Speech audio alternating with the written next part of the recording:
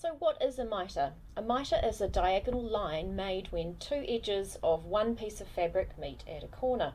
In the sewing garment industry, we tend to use this for a skirt centre back where there's a kick pleat, and often they're used, say for example, if you're making a tablecloth and you want the corners to be nice and sharp. Here's an example of the centre back piece of a skirt with a kickback vent. There are two ways of sewing kick vents, and if you're interested in this, see my kick vent tutorial. There's a couple of tricks involved when mitring a corner. The first thing we do is mark our hem notch and then we overlock our piece. We lay our piece right sides up on our table. So for an example here is my hem notch and here is the centre back. We take the overlocked hem, raw edge, and we place it on the angle to the centre back.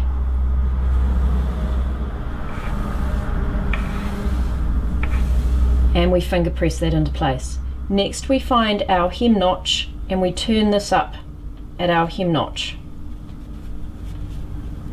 This angle I've just marked in is the angle we stitch on. Present your work to the machine and you want to stitch on the edge of that angle. You don't want to catch any of this fabric piece in there, and remember to back tack at the beginning and the end.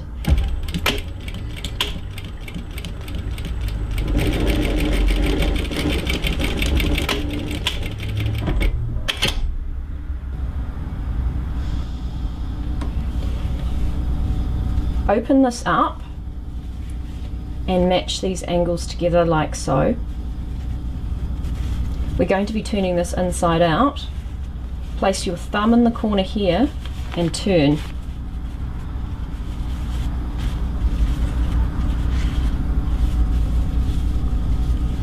Now you want to press that, and there is your mitre.